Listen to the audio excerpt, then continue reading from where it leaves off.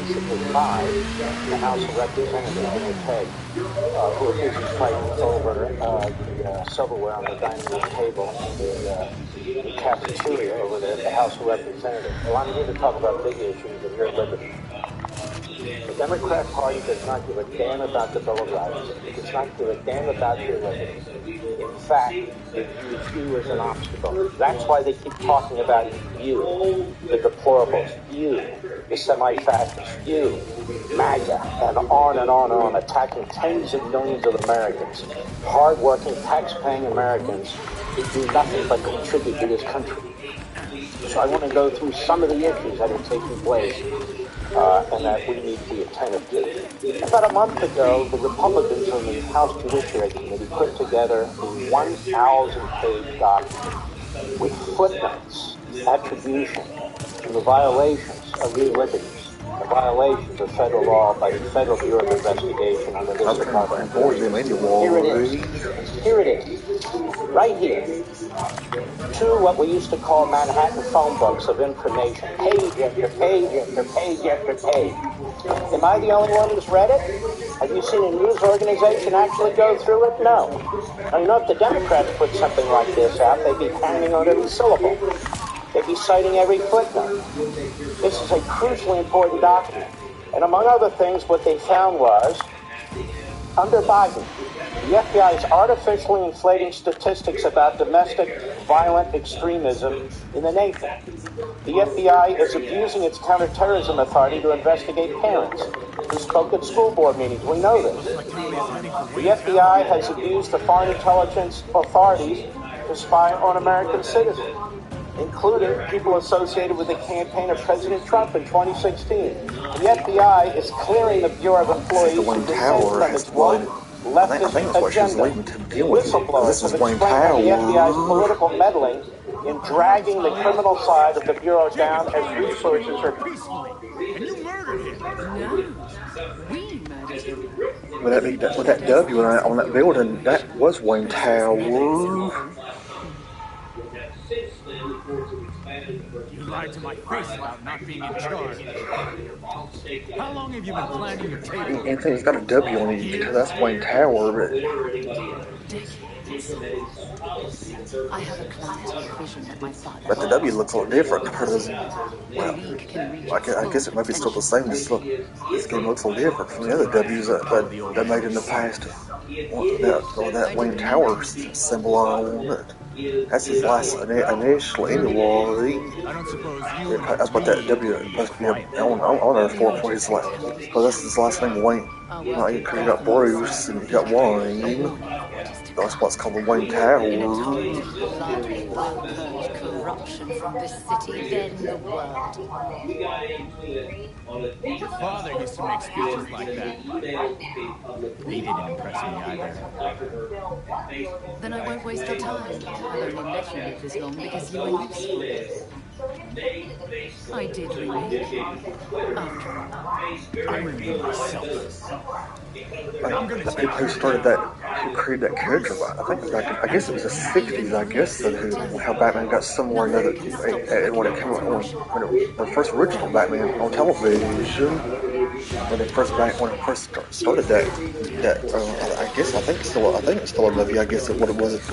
I think it was just getting started, Batman came about, why is he even born anyway, too, really?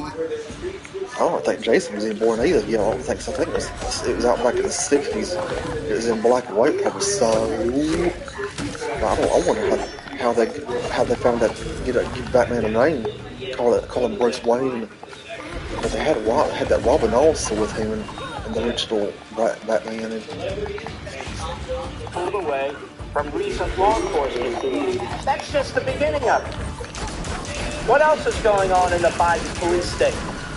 Well, let's take a look from Fox. New DHS Disinformation Board documents reveal deep big tech collusion, and they contradict the sworn testimony of Mayorkas, the head of the DHS. Among other things, they were coordinating, meeting with, colluding with, if you will, top executives at Twitter before Elon Musk took over, which is why they hate Elon Musk, of course.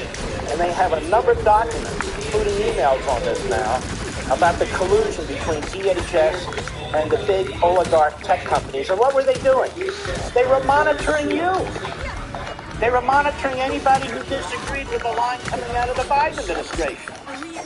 Monitoring you in violation of your First Amendment rights. The government's not free to use private companies and run organizations. What else? Even the ACLU, which we rarely hear from these days. Because what they're doing is because it's about socialism. Surveillance tech secrecy agreements. The FBI has refused to confirm or deny if it has recent records about its practice of requiring local police. I found the brothers. I think they know this is going to come about in this country. Basic cell phone tracking technology. But the FBI acknowledged opposing these non-disclosure agreements on local police and even recognized problems created by the practice. So what is the FBI trying to hide now? And do the feds really not appreciate the irony of refusing to confirm or deny the existence of secrecy agreements? What's next? We have here a peek inside the FBI's unprecedented January 6th geofence dragnet. Google provided investigators with location data for more than 5,000 devices as part of the federal investigation into the attack of the U.S. Capitol. They didn't get a warrant, not on any individual, not for these 5,000. It's unbelievable what's taking place here. The FBI's biggest ever investigation included the biggest ever haul of phones from controversial geofence warrants, not normal warrants. Court records show a filing in the case of one of the January 6 suspects, David Ryan, shows that Google initially identified 5,723 devices as being in or near the U.S. Capitol during the riots. And the filing suggests that dozens of phones that were in airplane mode during the riot or otherwise out of cell service were caught up in this trawl. Nor could users erase their digital trails later. In fact, 37 people Never get out to the masses. Knew we couldn't trust her. We had Jacob in custody. We were finally going to bring him in. Following the attack, she was singled out by the FBI for greater scrutiny. And it goes on. These general warrants started taking place. More. You've heard about Twitter. You've heard about Google. Then you heard about Facebook. New York Post Lucius is holding up at a secure location with a small security team. And Montoya is scrambling with mission trust. It won't be enough. They'll die without our help. Prompting a furious letter from Trump campaign staffer Mike Trump, who seemed, quote, at least pretend to care. League attacks. In the next 20 days.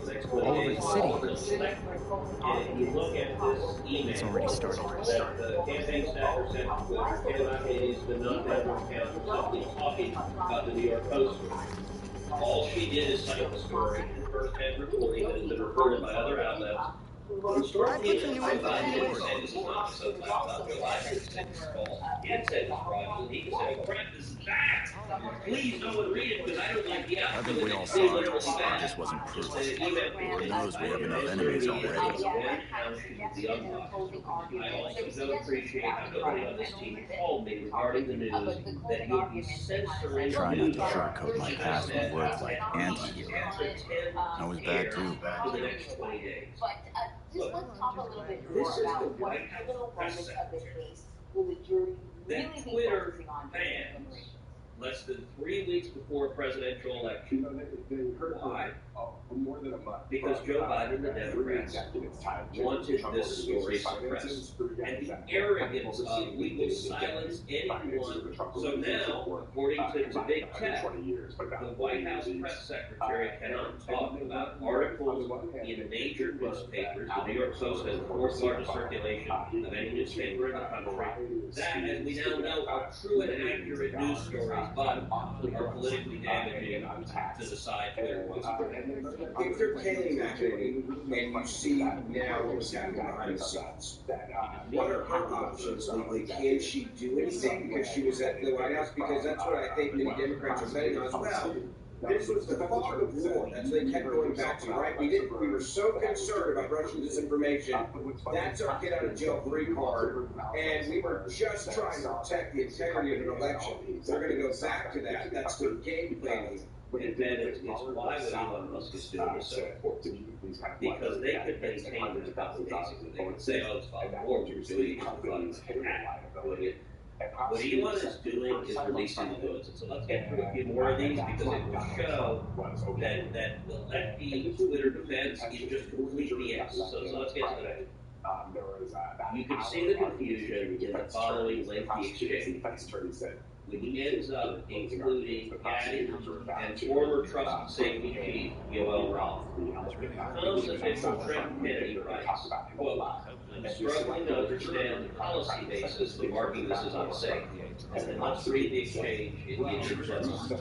So this is October 14, 2020, so just a couple weeks before the election. New York Post, Hunter Biden laptop article, privileged and confidential. You want to get sued? You put privileged and confidential on something when you're afraid of getting sued, and you're saying this email will really hurt us and cause us to lose if we get sued. Continue to investigate. And people don't act the same like they used to when I was going to the east side, how it was a long time ago when I first started church. There wasn't such things as the internet, and I started going to church, and the church where they are today. I mean, not just that, but how the government is running also, running this country. I think the best explainability argument for this externally. Not internally, externally. Internally, we know exactly what we're doing. But externally, we got to argue. The way how people acted in that church and how the people dress. People don't. It's just not just how they dress, but how it's just how they act around other people. We don't care. A lot of things they don't want to give a fucking damn. They don't care about nothing who y'all. There's a lot of stuff about this. Just like it was about Hannah first met. I guess like when I first met John Shield and Hannah at my church at East, and I first met them, they're already like that too. They didn't have to be act like that. You didn't meet somebody in church. Church people are kind of getting worse about stuff like that now. Anyway, they wouldn't like it. And I first met Leon Mosley when I first going to East Side. When I first met Leon, there wasn't nothing about that with him when I first met him anyway. Close to election day, if you can just run out the clock here until the election. Check it, Tim. I'm opening this can, and everyone isn't covered with tomatoes. Until the times come to the DRJ high school, things started changing into that. All those years I was coming out of high school. 19 days, 18 days, we're on the countdown clock, guys. We can hold this off. Jason, I understand the times do change anyway. It's because you can tell how people are acting, stuff like how the churches are looking, stuff like that to relay. Because I do pay attention to stuff like it, how the world's changing. got an idea. You'll love it. And extra garlic. We're just making this up. By the way, what? Now you're talking. I didn't know it was. Here's the most revealing sentence of all of this. Given the severe is in all caps, risks here, and lessons of 2016. We're erring on the side of including a warning and preventing this content from being amplified. Now, what were the lessons of 2016? I'm trying to remember and go back to 2016. Well, there was this guy named Donald J. Trump in the world. Yeah. Commissioner Risks here is Donald Trump. Holy crap, if people read what Hunter Biden and Joe Biden were doing, if they read the corruption, they're not going to vote for that guy, which means the guy we hate will get reelected. They're admitting, here's what's the risk. The risk is Trump wins. So Not a story. Nothing connected to Hillary Clinton back in the day. They're literally saying the risk is Donald Trump wins another 4-year term. That's exactly right. All right, let's go to the next tweet. All right. So the former vice president of global communications, Brandon Moore, asks, can we truthfully claim that this is part of the policy? Let's pull up the full context. Brandon Borman knew. To Ian's point, can we truthfully claim that this is part of the policy, i.e., as part of our approach in addressing potentially hacked materials, we are limiting visibility of related stories on Twitter while our investigation is ongoing. Now, this is a brief moment of, okay, we're lying. Everyone knows we're lying. But do we have any big leap to pretend that we're following a policy and we're not simply doing the behest of Joe Biden? Is this almost like a conspiracy to commit fraud? The FBI has a politically one-sided surveillance partnership with Facebook under the apparent name Operation Bronze Griffin. This is a conspiracy to defraud the American people, to defraud the American voters, to defraud democracy. This is, to use the term that Donald Trump likes, this is rigging an election. This is Hold on, why don't you say that again? Because it's a very important point that you just said. This is evidence of rigging an election. Now, it's not rigging an election in the sense of Venezuela hacking into voting machines. Right. But it is rigging an election in the sense of big tech billionaires at the behest of one of the two parties, silencing and censoring and blocking truthful reporting about facts that would change how people vote. So then there's an issue. By the way, you know who does this? Putin does this. You know who else does this? China does this. This is how dictators behave. If we have facts you don't want to see, right now, Communist China is stopping the protesters from communicating exactly the same way Twitter was doing at the behest of the Biden White House. Big Lots is your destination for holiday decor. Enjoy big savings on everything you need to make your space merry and bright. Because there's no place like home for the holidays. Be the happy in their holidays all season long at Big Lots. Hey friends, you're listening to Verdict with Ted Cruz and Ben Ferguson. We'll be right back to the podcast after I take a minute and tell you about American Hartford Gold Group. Friends, if you're like me, you're growing more and more concerned about the future. Inflation is at its highest level in 40 years, interest rates are skyrocketing, market experts like Jamie Dimon, CEO of JP Morgan, not only predict a recession, but are using terms like economic hurricane and unprecedented. If you want to protect your future, do what I did. Call the only precious metal dealers I trust, American Hartford Gold. They can show you how to protect your savings and retirement accounts by diversifying your portfolio with physical gold and silver. All it takes to get started is a short phone call, and they'll have physical gold and silver delivered right to your door or inside your IRA or 401k. They are the highest rated firm in the country with an A+ rating from the Better Business Bureau and thousands of satisfied clients. And as an exclusive offer for Verdict fans, if you call them right now, they'll give you up to $1,500 of free silver and a free safe on qualifying orders. So don't wait, call them now. Dial 855-768-1883. That's 855-768-1883. Or text CACTUS to 65532. Again, that's 855-768-1883. Or text CACTUS, CACTUS to 65532. And now, back to the podcast. Every listener that's going to say, I'm angry, I'm frustrated, so when is someone going to go to jail for that? Well, there's again about consequences in there. Let's keep going through the thread. Okay, now this is a very interesting one. To which former Deputy General Counsel Jim Baker again seeks to advise staying the non-story because, quote, caution is warranted. I'm so reporting that nobody's read but me, and apparently somebody at the New York Post. The report broadly outlines the FBI's alleged pro-Democrat political bias, just days after revelations of a secret Facebook portal through which authorities can request the deletion of alleged misinformation from the world's top social media platform. Montana Attorney General concerned that FedEx and UPS may be tracking gun ownership for the White House. FedEx and UPS have changed shipping policy on firearms in a way that allows easy supervision and cataloging of sellers and buyers. Attorney General of Montana says, what?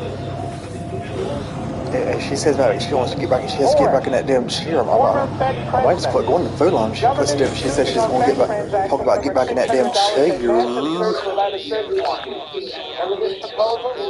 Well, they're still pushing it. And there's no guarantee that they're not already doing Send me it. the coordinates. A massive search without a warrant.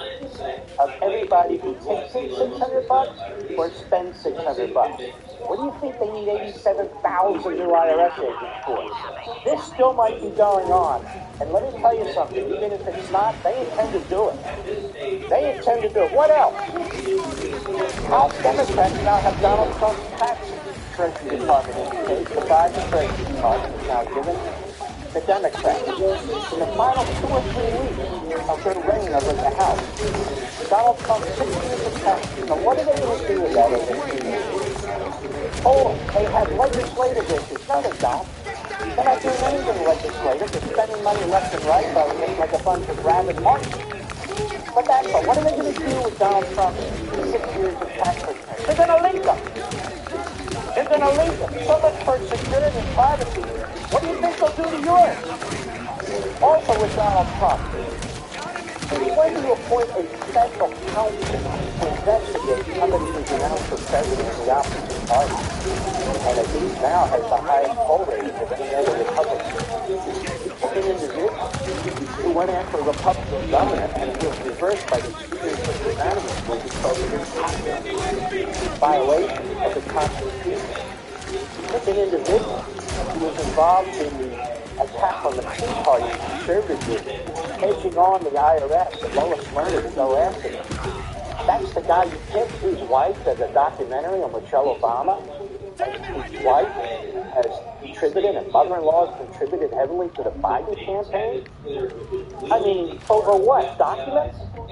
All the lies about nuclear codes being sold and distributed and so forth. The January 6th issue, we're using SWAT teams to go after former advisors to the president. You're handcuffing them in public places. You're taking phones away from attorneys in violation of attorney-client privilege. Oh, the crime, fraud exception. To investigate what? That Donald Trump was the head of some kind of conspiracy? On January 6th, when all he was doing was challenging the election, which presidents have done and candidates have done for God knows how long. There's no evidence that ties him to violence. And yet they're breaking every tradition, every rule. Every tradition, every rule in this country, special counsel to be appointed to investigate a sitting president or his family or his association. Not the candidate who might oppose a sitting president. We have never seen this any time in our life. What else is this administration doing with its police state taxes? It is ordering the shutting down of oil drilling sites. Whatever happened to private property rights and limited government here? It is crippling refineries. It is eliminating pipelines. Wow. Sounds fascistic to me. Using regulations and red tape to prevent development and capital investment. In fossil fuels. In fossil fuels, they're concentrating the control of government in the hands of left-wing bureaucrats and politicians. Wow. That doesn't sound right to me. Does it sound right to you? No, I don't think so. And there's more. The Biden administration takes aim at big chickens. No, you scared me. Or investigating big chickens because the price of chicken's going up.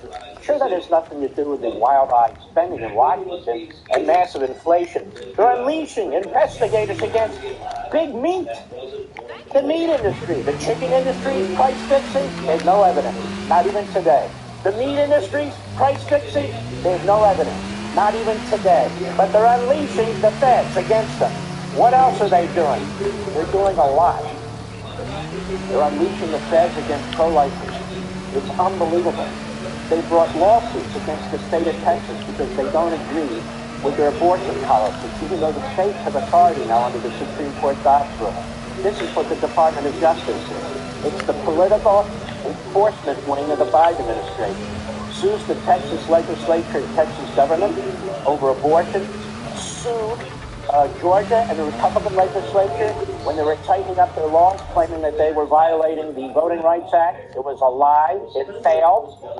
They're literally suing the state of Alabama for outlawing the use of these various chemicals to prevent puberty and so forth with kids. They're suing Alabama to prevent it. In other words, any policy or political disagreement they have, they're sending in federal law enforcement, the FBI and the Federal Department of Justice, to challenge them and to fight them. Now, Elon Musk, you see, Twitter used to be the plaything of the Democrat Party and the Biden administration. Biden announces that his relationship with other countries are worthy of being looked at. So he's sending a signal to the Department of Justice, investigate this guy. Of course, his press secretary said, we're keeping a close eye on Elon Musk's Twitter. What are you keeping a close eye on his Twitter for? You're worried about foreign entanglements? Then investigate Biden with a special counsel. How is it possible that he's sitting president, who has all these multiple ties of multi-millions of dollars from these foreign governments, isn't under investigation by a special counsel? What else? Biden announces that the Department of Justice should prosecute those who divide the January 6th committee subpoenas, which is what they're doing. Again, he sends a message. I mentioned this earlier. Department of Justice. We don't need to call him because this is what we've been doing for all these other stories. You know, some combination. Who knows where he was? Who knows what he was doing? Who knows what his state of mind was? If he does, I'm going to delete that off till he does that. You actually questioned Goose, and it got pretty intense when you were questioning. And got into it on this topic, and the subsequent verdict will pull up and go back to Dorsey's testimony, which will tell you in light of this exchange. That will be one of the podcasts coming up. Let's finish with this thread. Here's the interesting thing. I'm just going to read this. In one humorous exchange on Davis, Democratic Congressman Rokan reaches out to Jackie to gently suggest she hop on the phone to talk about the, quote, backlash free speech. Khanna was the only Democratic official I could find in the files who expressed concern. Let's look at his email. Khanna wrote, generating a huge backlog on Hill free speech. So, number one, this Democratic Congressman is on a first-name basis with these high-up at Twitter. Sends him this email.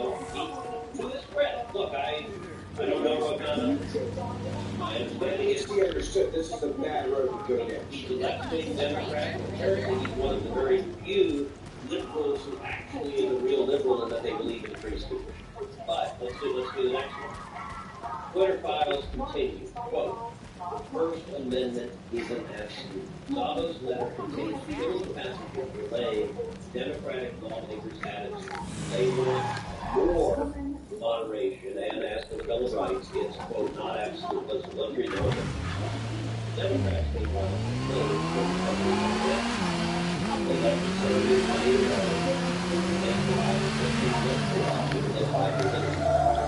they link this to Hillary Clinton's emails.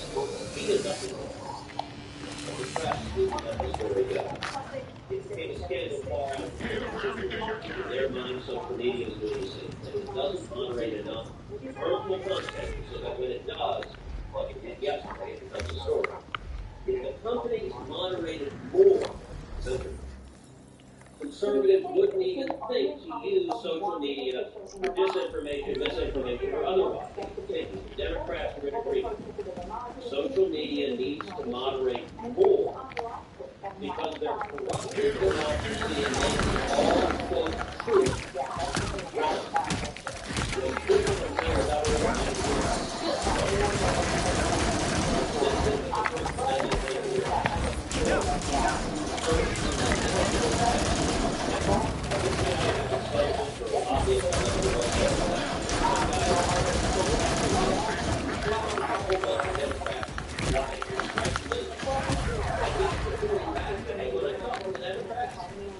other than Rokan, none of them are unhappy if you're censoring this story.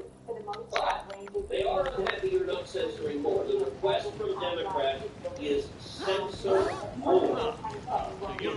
Censor so much that conservatives don't even have to tell you're censoring because you just silence everything. And that's what they did. Everything was fact checked. We saw, look, I was at CNN at the time when this happened as a conservative commentator, fighting it about 5 days. We had to deal with media matters, and we had to deal with all of the things we were sharing with the silence. It happened in each news. And Democrats are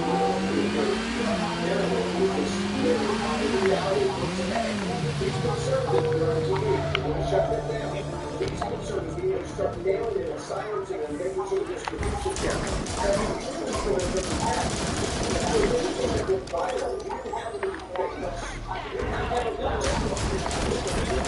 Get away with this!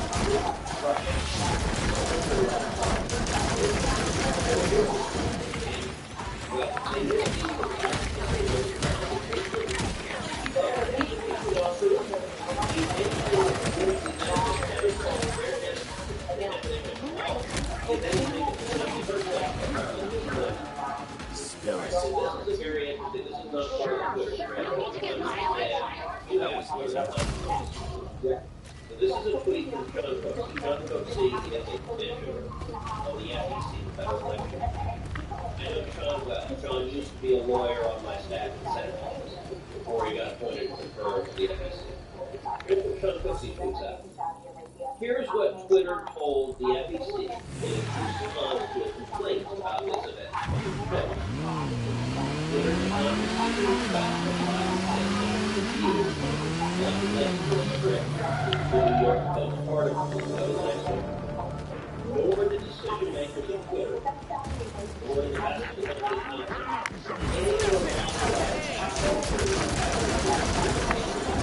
anyone regarding Twitter's decision to enforce its content moderation policy with respect to the New York Post article.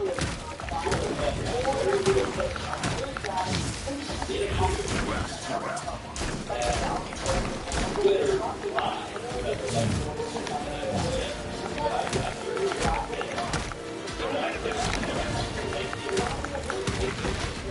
Not on my watch.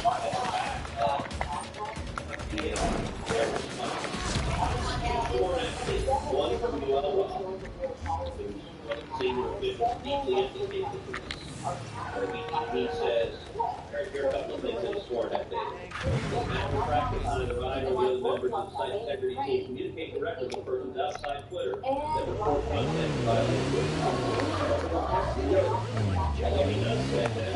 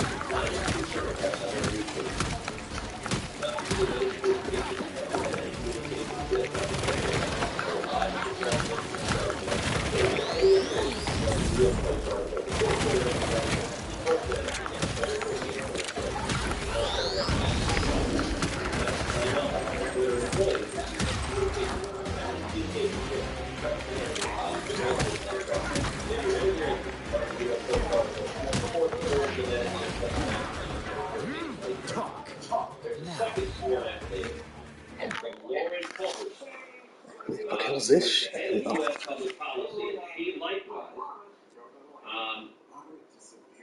she says that she is the point person for Telegram. election officials, candidates, campaign, and party committees, and she says that the public policy team receives requests from persons for tweets to be reviewed for compliance with Twitter's policy, and we forward those requests to review content to enforcement agents, including members of the trust and safety team.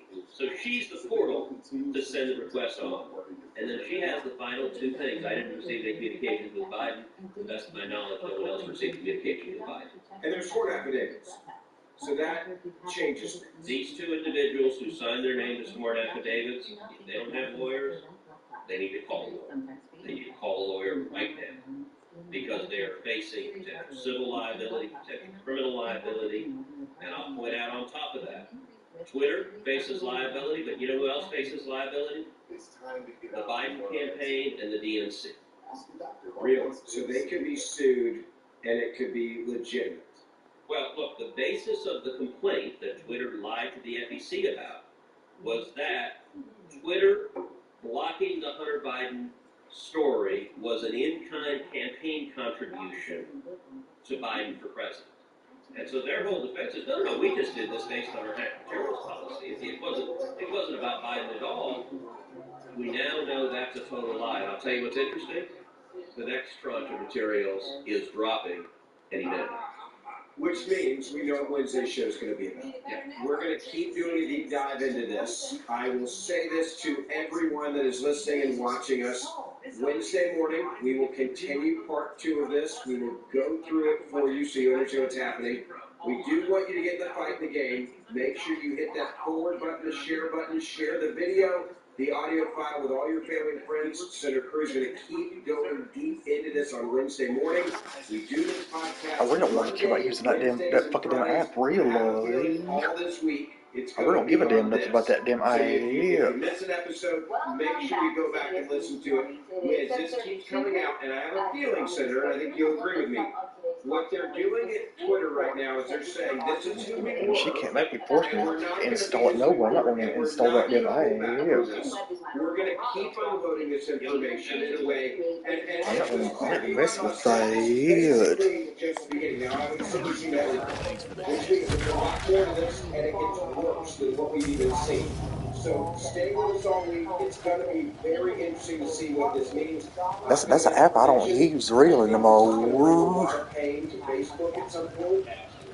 Because the reason I don't use it because you can't get on. I can't use it on my iPad. Hey, Facebook and Google and YouTube, and they're shredding things like crazy because they're worried about it. Well, and if there's anything that you can connect these two dots with, is what they were doing with the laptop and the way they dealt with these things is exactly the same way that they were dealing with Dr. Fauci and anything he wanted to be silenced with COVID-19.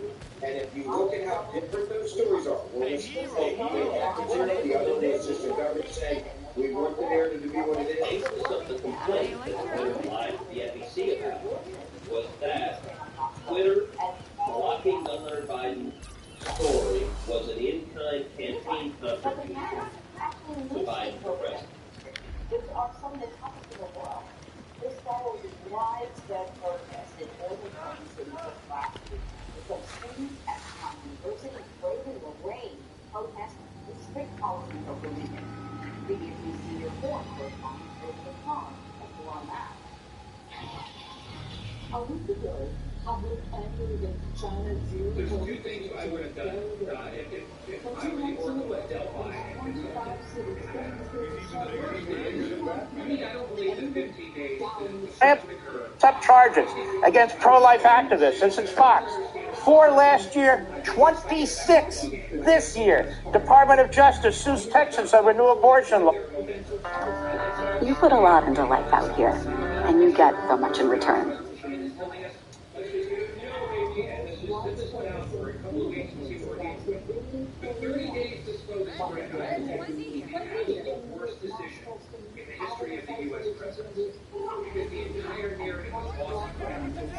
That picture don't look like that's a like a fall winter picture going on right here. It's winter getting here now. Really, how it looks like outdoors like that. Really, because the fall weather's about over way. Because the way it's looking outdoors like that, because it's getting closer to the winter getting here now. It won't be much longer. It'll be close to spring season getting around again anyway.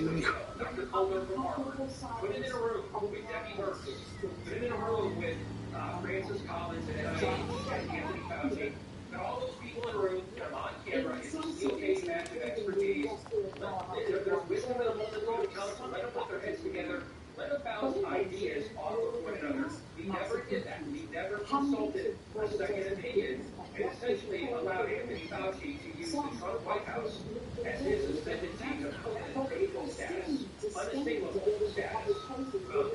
You'll recall how a number of weeks ago I had reported in Washington freaking out because I wasn't wearing a mask while doing the press conference and talking to the TV camera. And this one reporter in particular, she was saying, here's the tactics of why, I want... Calls, and it's Chatty is the best app for discovering new, interesting people in your area. You can send pics, texts, do video calls, and it's so easy to set up a profile and start having fun and meaningful conversations. It's new science that vaccines work, or was this only...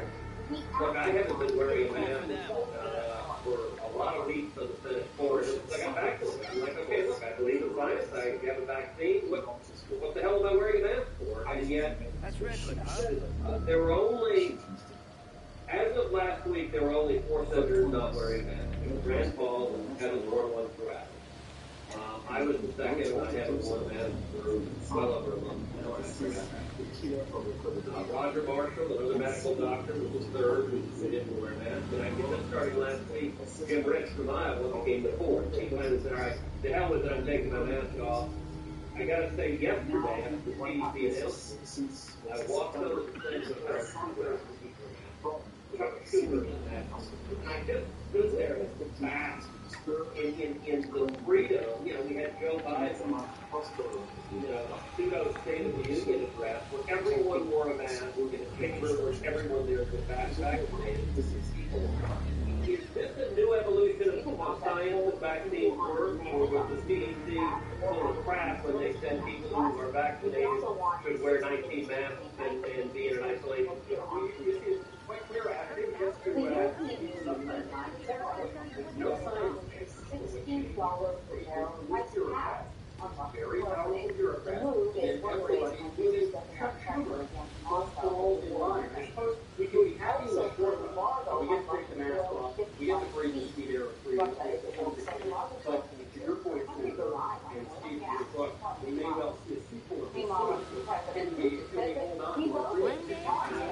There are some my Democratic colleagues keep wearing the mask, and if only they could tighten it a little bit, but some of their words are still getting out. If they could just tighten those masks, that really would be a fun. So, you know, on that very important medical side, we work on the side, strongly recommend that everybody would go out and get without getting embarked. Not only do we learn a lot, not only is it very important. I think that glare comes from my television. I don't know where it's coming from really.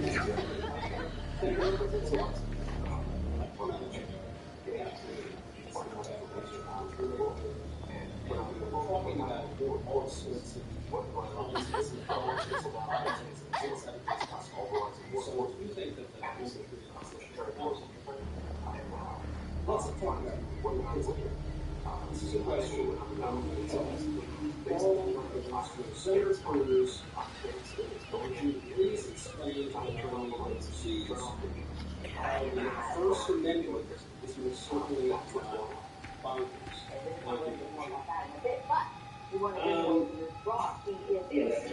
those who don't know, Prince Harry, he was Prince the erstwhile, sometime the artist formerly known as Prince Harry, called the First Amendment bonkers. $60 a barrel.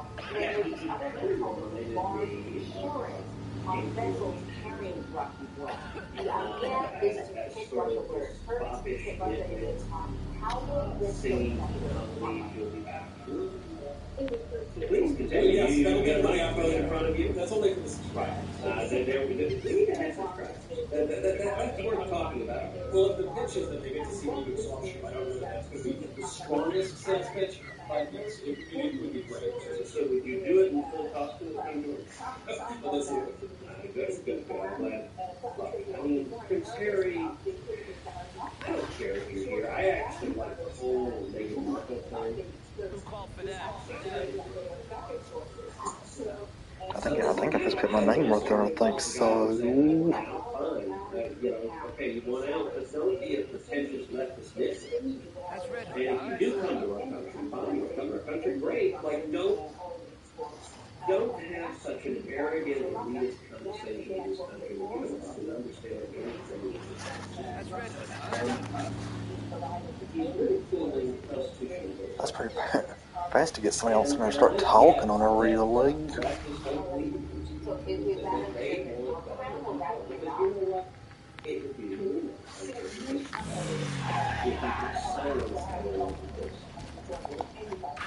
But that's not the way it works. But freedom is a powerful thing, and by the way, the last British monarch who said you can't have freedom before the tea in the harbor and kick their ass in the water. Well, there is something to it. I guess there actually is a bit of a through line. We're talking about house race with other races around the country, or even Prince Harry, which is there's something very unseen about this ingratitude to your family, to your adopted country, to this great political system that's given you a lot of rights, to your constituents, that to use your it's that condescension, that arrogance, that elitism. It's really, whatever the future is for the conservative movement, for the Republican Party, for our politics, that ain't it. And I might have to quit using this app because it's doing stuff like I think it's trying to make me it's charging me or something right here for this damn stupid thing right here. 2021. And Volodymyr Zelensky has said before that he wants all of Ukraine's land back, including I might delete this app off here anyway. It's one of those free. This app it's trying to charge you. Reality at the moment is that How you must meet new people on our if an app like that's going to do shit like that anyway? It must be another one of these damn dating apps. It must be for sure. When it's doing that damn crap, I hate it when those damn apps do shit like that. I wish they'd quit making apps do stuff like it. They're trying to charge you by talking to people on here. It's a ripoff doing that. On everything you need to make your space merry and bright, because there's no place like home for the holidays. Be the happy in their holidays all season long. And Big Lots. It has been a tough couple of weeks for freedom. New threats to our freedom of speech, free elections, freedom of movement, the freedom to defend ourselves, even the freedom of a nation to oppose woke corporations. Thankfully, Senator Cruz is finally back from meeting with Bibi Netanyahu. He's back from Israel. We can hash all of this out. This is Verdict with Ted Cruz. Heirs don't even bother. Download due dates and find local people to go on dates the same day. I'm Michael Knowles. I don't care for that either. Glad you're back. Michael, good to be with you. So, I want to hear all It's that. not furry. It's a big scam. On actually rather a historic day. But I don't want to talk about that right now. I want to be very selfish. First, get to things that directly affect Facebook me. is behind all that, putting all that shit on Facebook anyway. That's the Bureau of Alcohol, Tobacco, and Firearms, three of my favorite things. We were warned that the new ATF picks were on the radical side, but the headlines I'm seeing is that there were new threats to very popular weapons in the Second Amendment. What is happening? Well, so the ATF... There's another one I don't care nothing about that either. Grips on pistols, so shoulder stocks on pistols. And under the law, what basically they say, if you attach a shoulder stock to a pistol, you turn it into a short-armed rifle. And short-armed rifles under the law have to be specially registered. Now, why does this matter? Well, it matters because, according to the Congressional Research Service, there are anywhere between 10 million and 40 million of these stabilizing grips that are out there that Americans own. And so by the flip of a pen, ATF may be making anywhere from 10 million to 40 million Americans into felons unless they suddenly go and register their firearms. And all of this is being done by arbitrary people. Now, is there any legitimacy to the argument? I mean, I see your point, the political point, that this is going to basically just take a ton of guns off the table, which seems to be the ultimate goal of the Biden administration. But is there any legitimacy to the argument that, well, actually, when you put this sort of stabilizing grip on, actually it does kind of turn it into a rifle, or is it just So, if the objective is preventing crime, there are no data to suggest that adding a grip to a pistol suddenly makes it more dangerous, suddenly leads to more crimes. Those are not the weapons that tend to be used in crime. The most common weapons that are used in crime. Groceries from the garden. I take all the freshmen in. I tell them when they're running, there's going to be an invitation. It's going to come. And I want you and your spouse, and I will read it, and we'll spend a week. And it will change your life. You already understand the importance that America and Israel have. But that last night was on a dry eye in there when we I wish people like this guy would say do something like that. But there's apps that are trying to charge people and chatting to people anyway. I don't want to. They should ban those apps on Facebook, or not just Facebook. I mean, from advertising them on Facebook, or just ban them from the app stores. I've ever So I seen. don't like how they keep trying to charge people from getting on there. They can't talk to I wanted people. him to know what type of mentors he needs. This day ain't not off really completely. What they're doing, what they're saying on the real life. She came down. She brought me a couple ties, a couple pockets. I wish people like that go with that. They say something about those scammers on his dating apps for sure. They're not exactly 100% dating apps. Probably said no worry.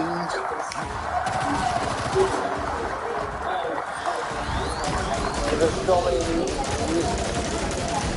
we watch anti-Semitism grow. Not just on our campus. We watch it grow in the halls of Congress. You know, I made another promise to the last time. There was this congresswoman, Leon Omar. That's a rightful boost. I remember what she said about me. I remember what she said about Israel. I remember what she said about the relationship. I remember so much I promised you last year that as speaker, she no longer would be on foreign affairs. And I'm keeping that promise. When you work for a plan as good as Blue Cross and Blue Shield of North Carolina, you kind of feel bad for the other guy.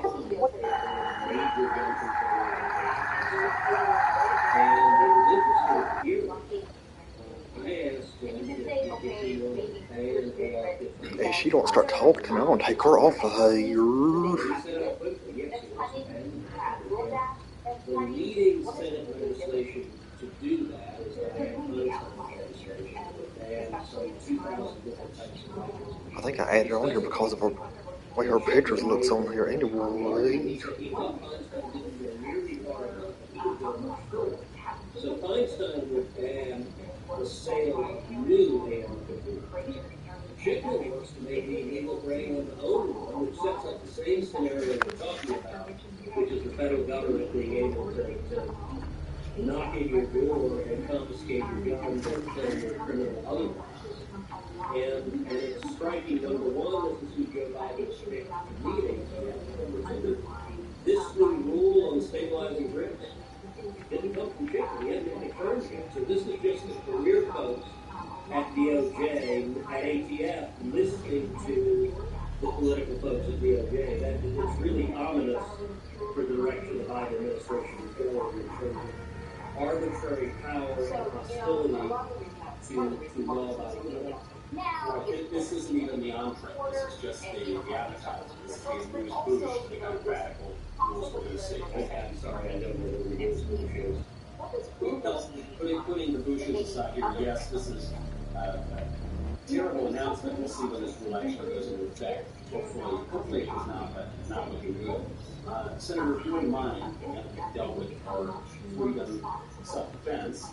I'd like you to disappoint me on another aspect of my freedom. These vaccine passports seem to be cropping up on the international stage. Politicians in the United States pushing for them here at home as well. Now, actually, I should say, there is a little glimmer of hope here. When it came out of you, you introduced a bill to ban this. So I did. I introduced a bill that would ban mandatory vaccine passport and legislation vaccine passport. Listen, my view is I support vaccine. I've got the COVID vaccine. Heidi's got the COVID vaccine. Parents got the parents. That makes sense for most people. We've not given it to our girls. Adults are 10 to 13, 10-year-olds, those the vaccine was recommended to give such information. And I'm not sure the cost-benefit analysis makes sense for a teenager. But I think whether you get the vaccine should be a question of individual choice. It should be up to you as an individual to look at your own health situation and decide, do I want the vaccine? For me, I wanted it. I wanted the peace of mind. I wanted the freedom that comes from getting it. But you're right. There are a whole bunch of politicians that are wanting, number one, the government to issue a vaccine passport, an official form like your passport, like your driver's license. But number two, for that passport then to be mandatory for certain activities. So, for example, a lot of people, I think, understandably concerned about airplanes. They get not let you get on the plane unless you can prove you had a vaccine. Employment, we have seen instances across the country of people being terminated if they don't get vaccinated. And my view is that's wrong. That should not be permitted. So what my legislation does is prohibits the federal government from issuing a vaccine passport, prohibits the government from requiring proof of vaccine status, and protects the privacy of your healthcare information. When you think about everything else in your healthcare information, that privacy is protected by law. And then it adds whether or not you're vaccinated to the list of federal civil rights protections that are protected in the course of employment. So just like you can't be fired from your job race, ethnicity, gender, religion, it likewise says you can't be fired from your job because of whether or not you've chosen to be vaccinated. And on this piece, essentially what the legislation does is it incorporates the framework of the Americans with Disabilities Act. So there may be some jobs for which being vaccinated is an employer could reasonably conclude that that is necessary for that particular job. Maybe dealing with patients who may or may not have COVID, it may be really complex. That would be one example where you conclude it is reasonable to want care providers to be vaccinated. But the way the Americans with Disabilities work, the way the Americans with Disabilities Act works, if you have a disability, the employer has to make a reasonable accommodation. And likewise, if you choose as a matter of personal choice not to get the vaccine, if my bill passes into law, the employer would have to make a reasonable accommodation for that individual. I was so pleased when I saw this happen. I'm not flattering you in any way, because we've seen some moves to ban these things at the state level. We haven't really seen anything at the federal level. And I just thought that the way this issue is being presented, you have to either insist that everybody gets the vaccine immediately tomorrow, regardless of circumstances, or you have to say that the vaccine is going to cause you to grow a third eye and a tail, and it's going to be the worst thing in the world. And you're bringing into this conversation two very important things. The choice in the vaccines, kind of figure some of these things out yourself. And prudence, which is a related one, the idea that for certain people it might make a lot of sense to go out and get this thing right away, and for other people the risk is just lower. And we're free people, and we should be able to make that calculation ourselves. Well, and look, I can say in my family, my dad was pretty skeptical about the vaccine. He didn't want to get it. And I spent probably a month arguing with him. Saying, look, Dad, you're in your 80s. You have been staying home mostly with social distancing. Yeah, he's a preacher. He wants to be back out with people. I said, you'd be much happier to get the vaccine and to go out and interact with people and return to some semblance of normal life. And ultimately, he was persuaded. But I think families can work through this and consider the pros and cons. Are there risks to any experimental drug? Of course there are. And that's where rational adults can make their own cost-benefit analysis and decide what makes sense. Now, this issue, I suppose it's more on the conservative side of things. I've noticed the left and the Democrats tend to be much more, nothing more in favor of government mandates generally, but certainly with regard to this. Is there any way to pry some Democrats over and have them support a federal ban on the vaccine passport? I don't know. I'll confess I'm skeptical. I have not seen any Democrats expressing concern about vaccine passport. Now, the most promising aspect is actually the Biden administration. Jen Psaki, the White House president, said the Biden administration would not be requiring vaccine passports. It would not be issued. The administration would be issued. That's good. And so part of what I'm saying is, well, look, if Joe Biden's saying this, then we ought to be perfectly willing to follow this action. And more importantly, it provides some protection so that you can't be fired arbitrarily if you choose in your own life not to get vaccinated.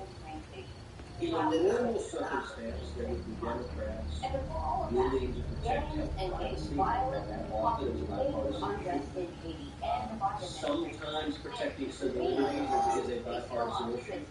With COVID, I don't know that I'm all that optimistic that Democrats will be interested in doing so because they're really vested the authoritarian state. So I'm certainly going to try. I hope Democrats don't agree, but you know, if you ask me, I'm going to hold my breath on this. No, I'm not holding my breath on this. Well, there may be some hope here, I suppose, because of the timing of this. You know, I know how much you hate to say I told you so.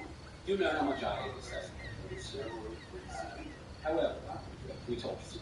On this program, we raised a lot of questions about the prevailing narrative on coronavirus and lockdowns and China and all of these things well over a year ago. And people call us kooks and conspiracy theorists and doing all sorts of things. And it turns out that we, not just us, and other people too, were completely right. And that seems to be proven this week with the release of Dr. Fauci's boom. 3,000 emails came through an ordinary Freedom of Information Act request. Does the release of the Fauci emails change any of these political situations? Well, let me point out as a matter of logic, just because we were right on this doesn't mean that we weren't kooks and conspiracy theorists who don't agree. Good point. As the old line says, just because you're paranoid does not mean they're not out to get you. When it comes to the origin of the vaccine, if I actually went back and looked, in this podcast in March of last year, we were one of the very first podcast news outlets anyway. So we had two different episodes, one in March, one in April of last year, where we went through in real detail the evidence that we knew at the time about COVID, about where it came from.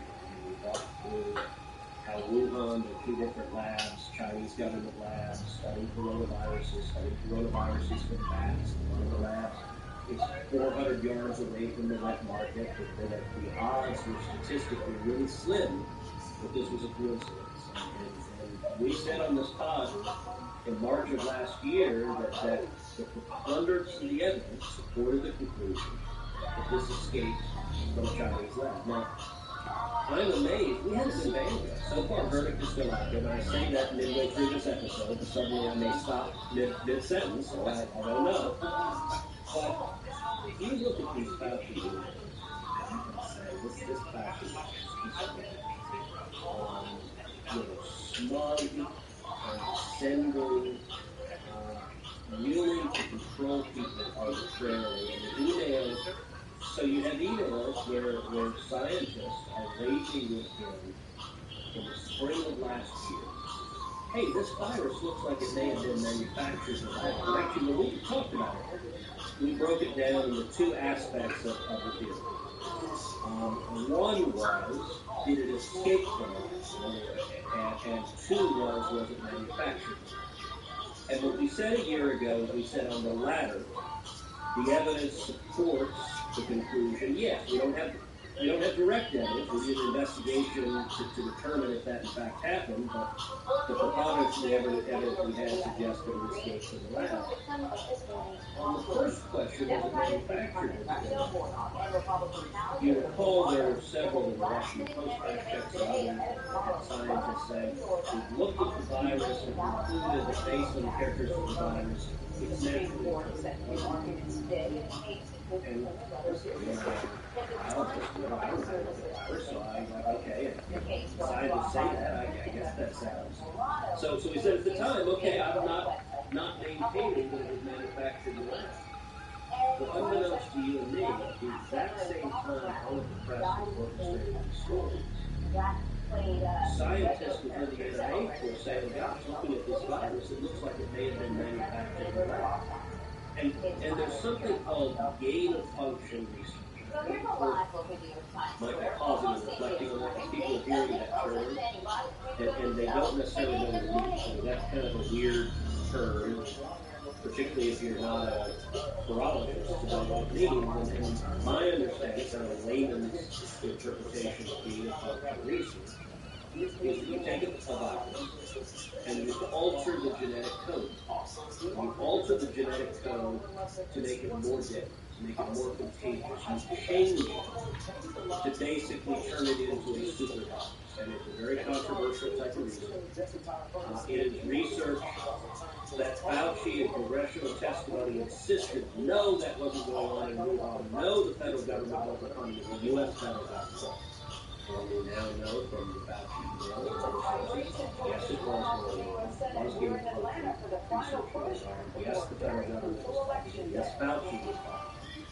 And we now know from the emails, there were scientists raising at the time that it appeared this may be a virus genetically modified by the Chinese lab to make it more contagious for the human. If that's true, look, it's one thing if sloppy security, Wuhan super virology resulted in accidentally. That's really bad, and China bears culpability for millions of deaths and trillions of dollars of devastation in world wars. But if on top of that, they made the virus and then screwed up and let it leave, it is a level of responsibility that is really, I don't think earth-shattering. It's just terrible. And It's people like her doing it. I wouldn't be on the web people doing it. The whole time we're looking at it, that's what she wants for the world to see her do that. People who do that are single, probably so. I'm looking at it because I don't have anybody to read most of it. That's what I'm doing. If I had somebody, I wouldn't be looking at that. Probably somebody I know. That's the reason I'm looking at it. I believe so anyway. If I already had somebody by now, I'll probably I wouldn't be on the internet looking at it. Examine what the science tells us. That's not his concern. His concern was, this is a bad political story, so let's make sure we caution. And I got to tell you, on top of that, I don't know if you read a story that came out 2 days ago. I tried to avoid this every year, but I did not see it. So I'm not a reader of anything. That being said,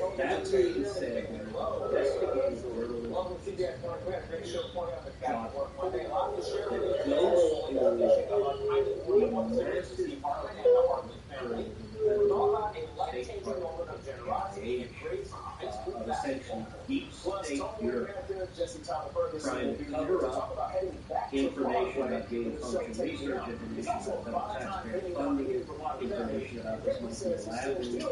And in one of the stunning the individual, Peter Daszak, who received grants from the NIH to do this research, and the fair review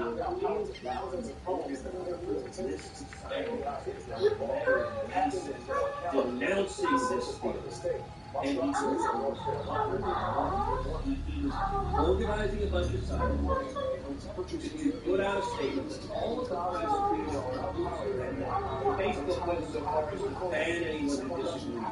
This is propaganda. It's frightening and strong. To be fair to another institution, every now and again you get a really great piece of it. And now we can see the emails for ourselves. This is worth pointing out on this question of Michael, how damning is it? The Washington Post, New York Times, and the self-declared like that they actually went to Germany a year and a half late, but it's a really good, carefully researched story. And you tell me there's no world and they just laid it because the political narrative isn't suited to what to say. And every one of these self-declared arbiters of journalism who have stacks of Pulitzers on their shelf ought to be embarrassed, and they ought to fundamentally, they ought to have a public discussion about why they didn't investigate, why they didn't ask these questions, why they accepted the government propaganda. I don't believe any of them will. But if they had even the tiniest shred of journalism integrity, I won't hold my breath on that, of course, but if we're pointing out here for the mind, not only is there this issue of research that's going on in virology, not only is the the issue of total cover-up by parts of the government and by the media. But you have Dr. Fauci on record defending this type of research. This is very dangerous research. He acknowledged it was very dangerous research. And he said it was worth the risk. He said the potential benefits outweigh the risk. So I agree. It seems like we're being distracted. We're all being told yes to talk about task force and all of our measures and how we're going to protect ourselves. I want accountability. I want accountability from China. Yes, I want accountability from political operatives in our own government who knew about this, who covered this up. Hopefully we can see more of that. Senator, before we get to Israel, I actually have to take a detour. We're way into Israel, took a detour down to Nigeria. Because it was a very strange political story that came apart. Twitter is, at the moment, for all intents and purposes, dead in Nigeria. Because Twitter took down a post from the president of Nigeria. And circumstances of this post involve various conflicts and backhanding and all sorts of accusations of terrible things. That's not really what I'm interested in. I'm interested in it. Generally, we can talk about some other episodes. Here, from the big tech assets, you have Twitter going in and saying, we're going to censor the president of Nigeria, and if you don't like it, go to your And Nigeria responds and says, well, we're going to censor Twitter. If you don't like it, then you want to censor it. Where is the law? What can we learn in our own situation if we face someone who's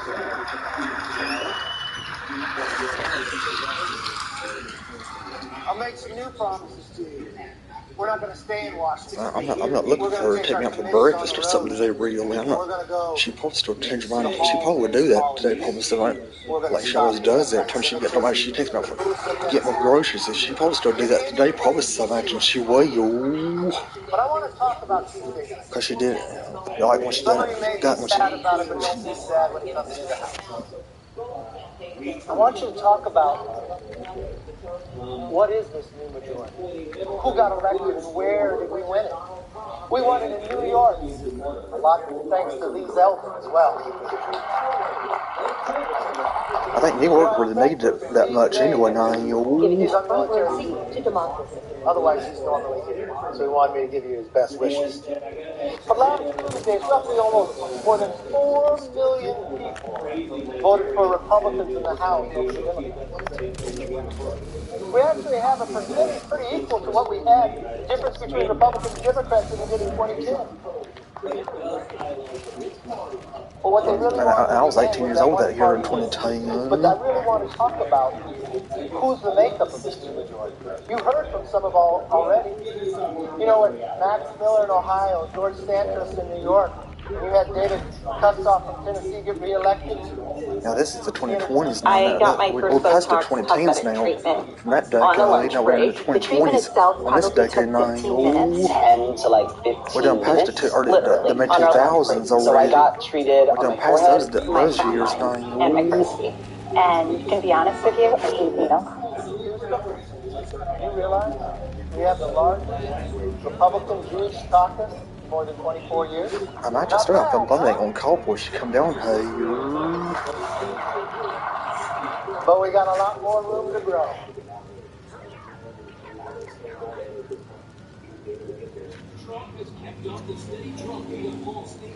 So I got so much stuff going on here. That's how I don't know when she's blowing out there. Probably so anyway. Or is I keep all that stuff going on because I can keep what I do that. Just keep the stuff going. What's going on in the world also. Keep that going on. I got this going on. I got that going on too. She don't. When time she comes in here and starts sitting down in here, really like I don't play all that stuff going on. I really don't do that. I just unplug that probably so when she's in here because I don't want her to see what's on that screen.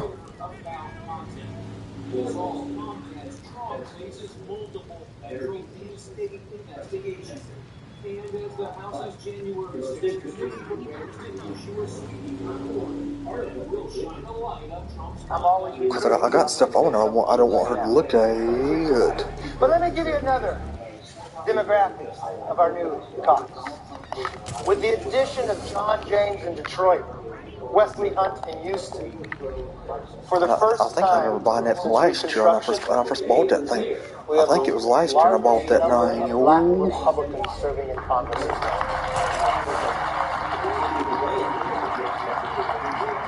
Because I think I do remember buying it from last year. I know I ain't had it around 2 or 3 years yet.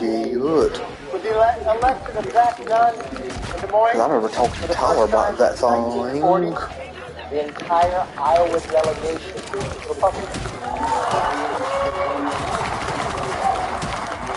And with the election of Lauren Chavez Garima in Oregon, Anna Paulina in Florida, Anthony Diaz-Pasito and George Santos in Long Island, New York, and Juan Ciscomani and Monica de la Cruz along the border, the highest Hispanic Republican population we've ever had in there.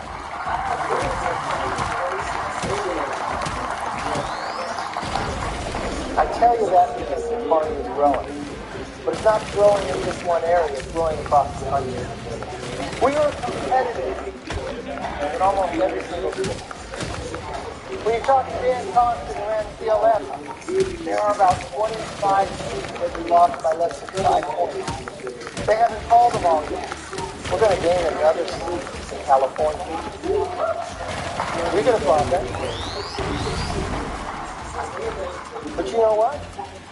Do you know which seat got called for number 218? A congressman by the name of Mike Garcia. You can applaud. Do you know Mike's background? First generation American, grew up in Southern California, went to the Naval Academy, flies F-18s off aircraft carriers, defend us in the Middle East. He runs for Congress in a seat that Biden won by 13 points. He wins it in a special. He keeps it. So we have redistricting. So they draw it to make it more democratic. Like, no Republican can win it. You know what? How ironic is that? L.A. County, in a seat that Biden won by 13, Mike Garcia is number 218. That's his call sign.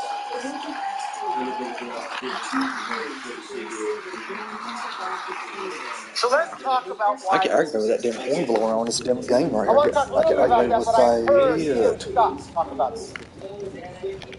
I heard the nation talk about it.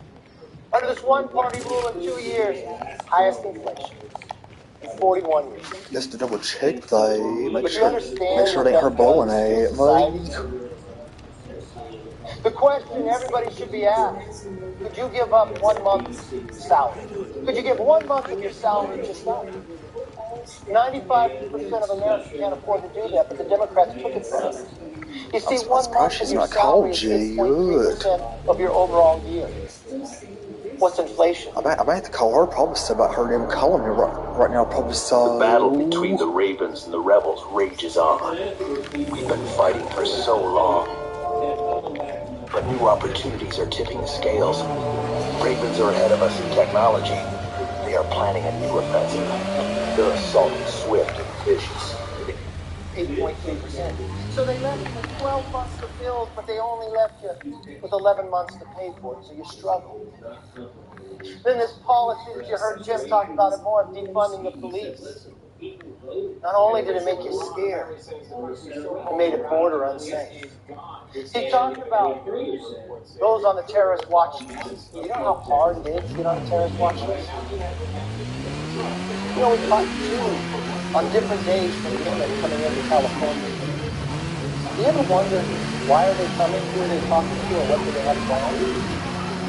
I wish they would wonder. Because it just kept growing. You know what else happened?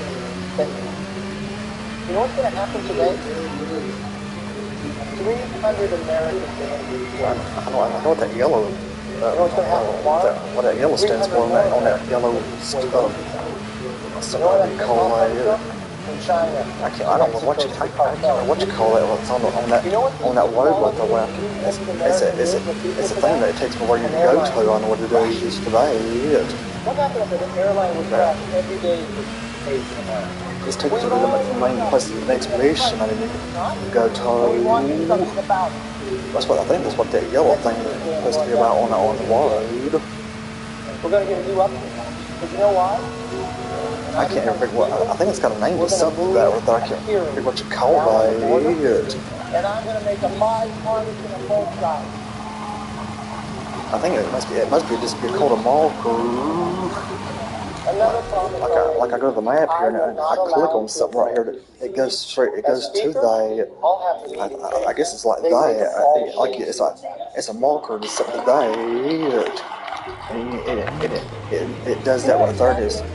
I guess what it's called is a marker point thing, whatever you call that. It takes you where you need to go to. But they all got different colors for like red, yellow. I can't find any words for it. I think it's my mouth getting messed up or something. I wonder why would somebody target that generation in America? But we should stop it and stop it. I'm looking for her. Sometimes I get this surround sound gets me confused when she's out there outdoors waiting on me. And she don't know that. We're about that surround sound, and I got surround sound up here. That's why, and she don't know that. That aggravates me because she don't know that. When you got that surround sound, kind of confuses people with that stuff. Really, when you got surround sound, you don't know if you're waiting on something like that bitch with her. To make an economy that is strong. How do you start that? Well, Reagan used to tell us we don't have inflation when the people live well. We have inflation when government lives well. So we need to cut the wasteful spending in Washington right off the bat. And that's what that surround sound does when you're. He went after the energy industry. And look, I'm one who believes in all the above. Every study you see, we need to double everything we have. From wind to solar to oil to natural gas to hydrogen to nuclear. If we want to grow, but we want to think differently. It's not just about the economy. Yes, we want people to be able to fill up their tanks and have money left over for groceries. But God has blessed our nation. Being energy independent makes this economy even stronger. There's not more people at work. But we should take what God has blessed us and let's not just sell it to our allies. Let's sell it to our adversaries so they're dependent on us instead of us dependent on them.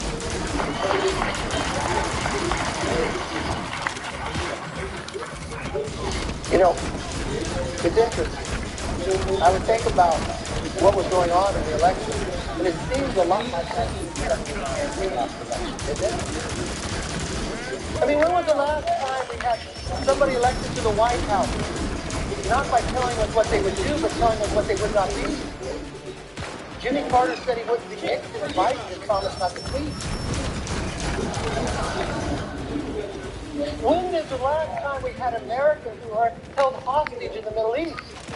In Iran under Jimmy Carter, and Afghanistan today under Joe Biden. When was the last time we had the strongest military in the world, second to none, but our commander-in-chief was weak? Carter couldn't land the helicopter when he tried to rescue the hostages, and Biden wouldn't listen to his military when he created 13 new goals. With Omen, you can be always streaming, content creator, cosplay making, endlessly dreaming, versions of you. Do it all with Omen. Let's start the car. I need a tap to begin the scan. Now my $2,000 scan tool said it was a catalytic converter. Let's see what this is.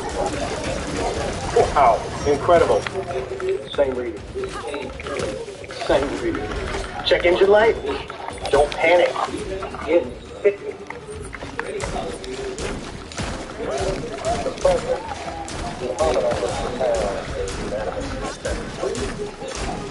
Boy, thank you very much, Mr. Chairman. Thanks all the witnesses for being here. Let me start with you. I want to ask you about the continued uncontrolled illegal immigration, which I think is a very serious threat to the homeland. In July, I asked about the microsurgery occurring on your watch, and you said this, and quoting you now, we have a plan, we are executing the plan takes time to execute, and we are doing so. Now, since that time, CBP has released data that shows 2 straight months of illegal border encounters above 200,000. Hasn't happened again. My question is, when is your plan going to work? everyone all right? So in fact we are. What the hell was that about? Senator Foley and I It'll take can us now several walk months through to some of end the this measures damn that we war. have taken. Now My they're question coming is, when after is it us. going to work?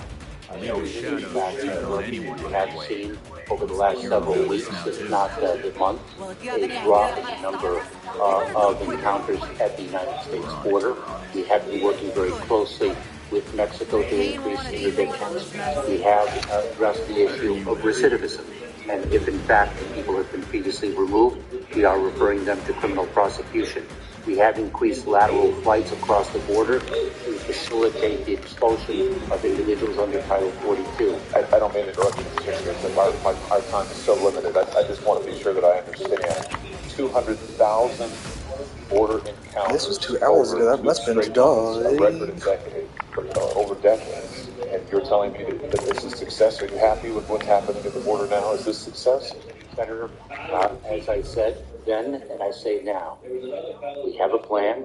We're executing on our plan, and we will continue to do so. But you just testified that it's working. I'm just trying to understand. Is this success? Are you telling me that this is successful? Your plan is successful currently? Senator, we are not finished with the execution of our plan, and I never suggested otherwise. We continue to He's lying about all that, what he's talking about. we are required to do to secure our border. That is an ongoing process. That's a lie, really. Who's gonna believe him? We need to do more, and we are committed to doing so, and we are doing so. No, you're not stupid. One of the latest crises that we've seen in Del Rio. Thousands of migrants crossing the border illegally. Reporters have captured images of this. Many are now encamped, as you know, on the U.S. side of the border. How many migrants have crossed the United States in Del Rio last week? So last week, I think the high point was 13,000 to 15,000. It is now well below 10,000. I don't move on from that. Anyway, that's nothing new anyway from that type of information off of that. I received all this product in 3 months. You want to know how? Well, Quebec is not just here in America that we see big tech colluding with the establishment. Shamefully, in China, the megalomaniac dictator Xi Jinping is being aided and abetted by a once great American company that has now descended into the gutter of brutality and evil. Under the rule of this appalling man, Tim Cook, chief executive of Apple. And I wish that guy didn't come to be the CEO of Apple. And he's behind everything anyway. That was Steve Jobs' fault choosing that guy to begin with. We wouldn't be in this mess with Apple if Steve Jobs didn't choose him to be the next CEO from Apple, really. He's not the one who should be the CEO from Apple all this long ago. He's screwed up everything with Apple now, really. Tim Cook is the one who created this version of this iPad Pro now already. Private network services from the App Store in China. I think Tim Cook he's the one who created the iPad Pro. Apple's data center in China and handed over $1 billion to a regime-backed ride-hailing company. But he just took his version of the iPad to the iPad Pro to the original iPad who came out back when I was 18 years old. Steve Jobs created the iPad. It came out when I was 18. I remember what the 2010s looked like when Steve Jobs came out with the iPhone. Up to the original iPad that came out, and up to the iPhone was first, and the iPad came out next. I remember what those days looked like, what we got where at today, before this time come out, how the world's getting where it's at today now. It's because of how the times were like when I was in high school, when I was middle school, and getting to where I was getting to middle school, going to high school. And the reason I'm bringing that up because how the times are getting where they're at today, how bad are things getting where it is today now. It's because look how bad, it's because of the people I made in my past also too, really. Yes. I mean, they're very fixated. Maybe not bring up all of them because people have how to avert climate change. I mean, a lot of things how the world is getting anyway. How the times are changing. China is the world's largest producer of carbon emitters, accounting for nearly a third of global output. According to Tim Cook's quote, that aligns completely with Apple's values. How about China's war on gay and lesbian rights? Does that align completely with Apple's values? Tim Cook, who is, has been widely reported, gay, proudly speaks up for equal rights here in America. As do I. I've been an advocate for marriage equality for decades, long before most Democrats. The difference is, I'm consistent about it.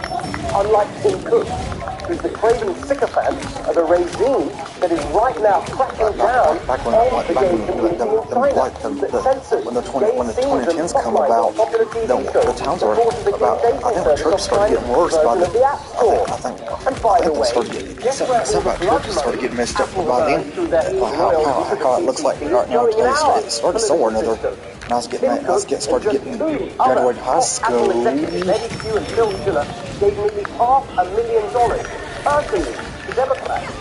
No wonder Apple has just spent a record amount on lobbying Congress, but there's not enough corrupt blood money in all of China to scrub the stink off Apple's empire of sales. Red Apple, a once respected American company that now stands for slavery, genocide, censorship and oppression.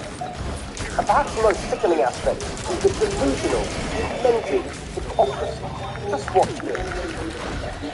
Apple has always been at the core about changing the world.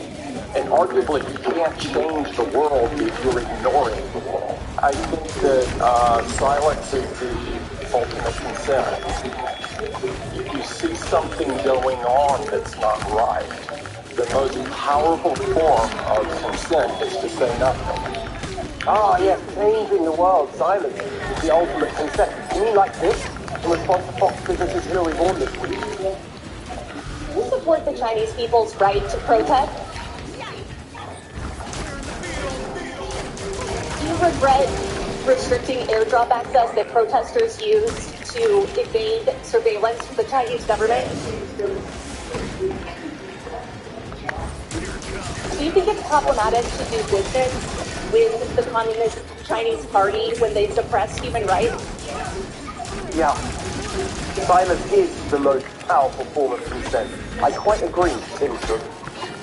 Nearly 30 years ago, I lived in Hong Kong for a year. And through my work, met an amazing entrepreneur, Jimmy Lai, who also launched a successful newspaper, Apple Daily.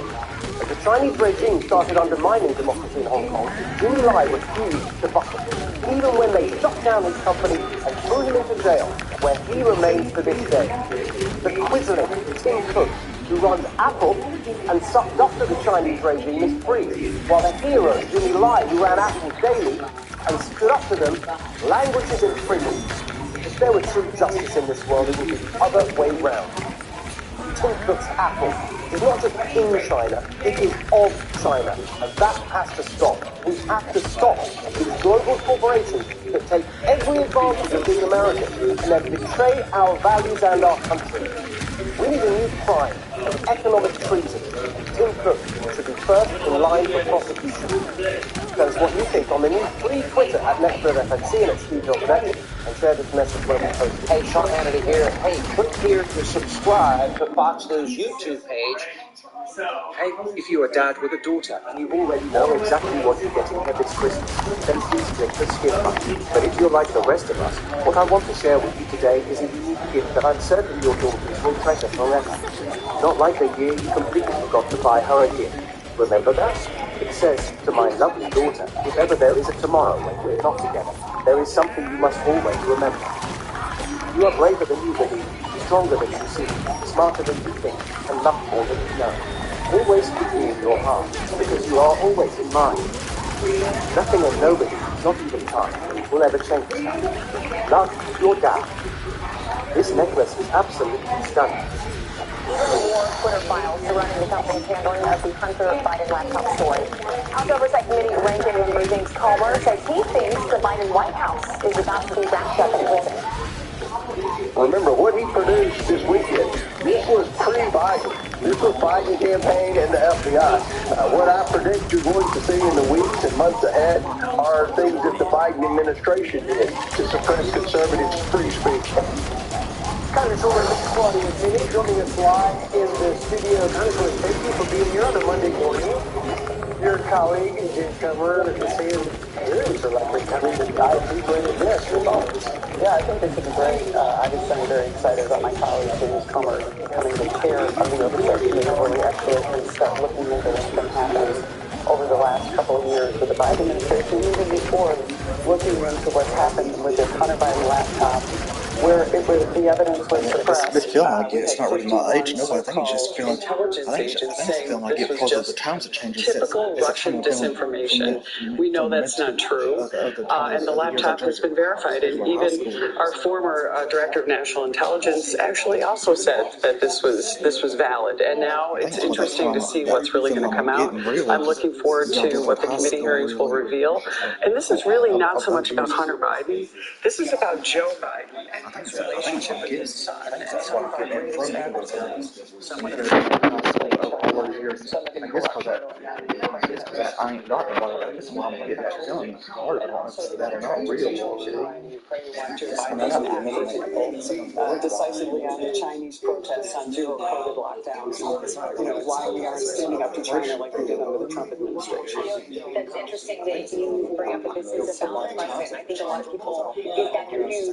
It's just Hunter Biden's laptop. No, this is possible implications of the president, which also the FBI. I mean, how far does this get to the president? I mean, it's not looking good for them right now. Well, look, 10% for the big guy. All this has been revealed that it's true. What's on that laptop was an unfortunate situation for the Biden administration because now we know that this could have actually, the suppression of this evidence. And I started the Election Integrity Caucus. This probably is a major factor in why the election turned out the way it was. Something like 10 to 20% of people polled after the election said had they known about the laptop contents and the connections to Joe Biden and the apparent corruption that appears to be there, they would have voted differently, and that could have changed the election itself. That's why this is such a bombshell and so groundbreaking. So that's going to come out in the hearings. We got that in the new year. But this week, we're going to see the ADA and Kevin McCarthy is saying that military vaccine mandate will be lifted in this bill. Here is what Kevin McCarthy told Maria Bartiromo yesterday. Listen. Something about that, I'm feeling something. We will secure lifting I've been living my life up those years. on our military. You said in the NDAA, which will drop next week, the vaccine mandate for the military will be lifted. It's something about the past. I've lived my life in all those years. In the past, it's something about the times that changed all those years. How the world's been changing because of the way it is. It's just what the world was like back in those days. In the past, I was feeling something off of that real that would prohibit federal funding if we force a vaccine mandate. And these are young, healthy people that serve in our military. They're the least vulnerable in the population in terms of the COVID vaccine. And we know that this is an experimental vaccine. It's not something that's been tried and true over decades. And so I support it's not nothing to do with the government, really. We fired 1,000 Marines out of Camp Lejeune just because they didn't have the vaccine. Many of them had greater immunities because they had COVID. They were young, they're healthy, these are the people that are serving our nation that are so we should be focusing on the people that are vulnerable. I think it's something to do with that. I think it may have something to do with that for sure, too. That for sure with that. The military services. And we need to keep this actually another issue I just started. That's why I'm trying to figure out this puzzle with that feeling. I keep feeling like as I'm sitting there, I ain't never had nobody since I was in high school. West Point for the Air Force Academy.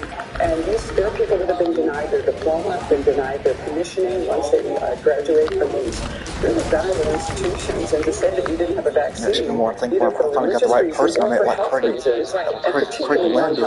So this is a good move. I'm glad the Biden administration is going to go on. Let's see if that Craig. I got Diane and Chris, and I got them found out. I got Diane's help, and I finally got the right people to understand. I'm Brian Kilby. And I'm Blair Hart. Click here to subscribe to the Fox News YouTube page and watch our hottest interviews and most compelling analysis. Going to high school, besides that CSO I hate it. I can't get the words out. Hi. We are that CSO program since I was a warrior. It's ugly. I know what I'm doing. I think it's because my lips are getting dried over something real. I think but you feel sound who have to be the responses. Since I was at that CSO program, and I get my words messed up like that. So I think it's my lips getting like dried up or something real. And his plan to refill the Strategic Petroleum Reserve at $70 a barrel Wirth says refilling the SPR at $70 a barrel is not necessarily a wise move, and that it should be refilled on a steady basis. I was at high school and it took me this many years for my life to OPEC be scheduled wanting to meet somebody Sunday else's to discuss the next love. phase of production policy. Joining me right now is Director of Petroleum Industry President and CEO, Mike Summers. Mike, it's great to see you. I want to start opening that damn door right now because I don't know when she's coming. I don't know when. I want to start leaving that damn door open by now. The administration Start wants looking to for. refill the strategic I don't know when reserve she's to remain coming. selling oil steadily. We've talked about this. We're at dangerously low levels. We're at lowest levels since 1984 in the strategic reserve. This is supposed to be an emergency stockpile of oil, and he's been selling it steadily as if we're in some emergency here. But now he wants to refill it at $70 a barrel. Mike Wirth says probably not wise to refill it at such expensive prices. Your thoughts? Well, as we've talked about before, Maria, the Strategic Petroleum Reserve, unfortunately, has become the Strategic Political Reserve, and we have grave concerns about how it has been so politicized. This is for emergency purposes, not to lower gasoline prices during a political season. So, of course, it's important to make sure that we have the proper reserves in the SPR. But I think doing this willy-nilly and doing it in a way that doesn't make sense for the market we're in, we could be dealing with another major oil crisis here in the next few weeks, depending on what happens with these Russian sanctions, depending on what happens with OPEC. It looks like it's getting ready to snow by the way it looks out there already now anyway. We're also real concerned, Maria, about how low it has gone. Lowest level This way it looks like there ain't no snow on the ground or nothing. This way it looks out there now already anyway. I think that's mostly frost, or you call that stuff. It's on the roof out there on the other apartments. That shows it's getting ready to snow anyway. That shows a sign of snow. Don't do it at 70. So, I mean, when are you going to do it? That shows a point. There is snow coming anyway next week. The best plan in your view? Well, the best plan in my view is for us not to continue to use it in a way that is for political purposes. We'd rather do it in a market-based way. And if there's an emergency, that's what this is for. And the real concern is that in 1984, when it was at the levels that we're in currently, we were using 20% less oil. So today, as the economy has continued to grow, we're going to need more in the SPR, of course. But let's do this in a way that makes sense for the market, not in a way that does it for political purposes. Yeah, I mean, look, this administration, we know, continues to attack big business, and oil companies have come under fire. For the amazing new iPhone 14 Pro, reliable service, and nationwide 5G, switch to Spectrum Mobile. Because this law is not neutral and general. This law instead is there is in the contract that the city signs with the Social Services Agency a provision for exemptions. And so because there are exemptions, the city could have exempted the Catholic Social Services, and every justice agreed it was unconstitutional for them not to do so. Introducing Flex Power. At Tuesday's Senate Foreign Relations Committee hearing, Senator Ted Cruz told State Department official George Penn about alleged corruption by President Biden and Senator Hunter. Questioning Penn over his past concerns about Hunter Biden serving on the board of Ukraine Energy Security Fund, Cruz pressing on whether or not there were ethical violations by Biden. Cruz has long been a fierce critic of the president's son, charging that his actions were responsible to vice presidents, including corruption and embezzling. Democrat and president himself have benefited by the I hope she's not going to bring my money down here when time she gets down here. I hope she's already got the money. I was sticking with that money I already got down there left there 9. If she ain't forgot about it again, she probably done forgot all about that. Probably so right now before she gets ready to come down here, take me to the food line. She's probably done forgot about it again today already. Probably so. Not necessarily definitive, except I don't know how she forgets stuff like that. The power was diverted. Here. You're an expert in Ukraine. Have you ever been paid any past knowledge? Because I'm not saving any more of it till March, February, January, February, till March gets here. I'm gonna put the rest of it in that. Also, the next 2 months gets here. I'm gonna get my Blu-ray player. It's only been there for a few The weeks. next 2 months, I finally going to start playing that Hogwarts Legacy. Finally, that's not much longer to go now. Finally, While his son was on the board of Burisma making $1 million deal, We have a legal did Joe deal in Biden do place. anything that Scalia benefited was corrupt engaged in oligarchs this in way. the past? and Jan, it's getting me that this game she's done got me out for Christmas, and I'm already saving up for a Blu-ray player for the next 2 months. I'll probably keep playing that Hogwarts Legacy before I get the other game she was showing me on Facebook. I think yesterday. I think it was yesterday she showed me that game.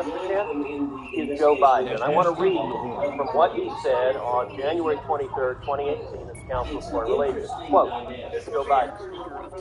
And I went over, I guess, 12, 13 times PM. And I was supposed to announce that there was another $1 billion loan guarantee. And I'd gotten a commitment from Poroshenko and Yatsenyuk that they would take action against the state prosecutor that was investigating Burisma. And they didn't. Biden continues. I said, no, I'm not going to. We're not going to give you the $1 billion. Down here. And at least in these cases, you have Kavanaugh and Barrett siding more with Roberts than with Alito and Thomas.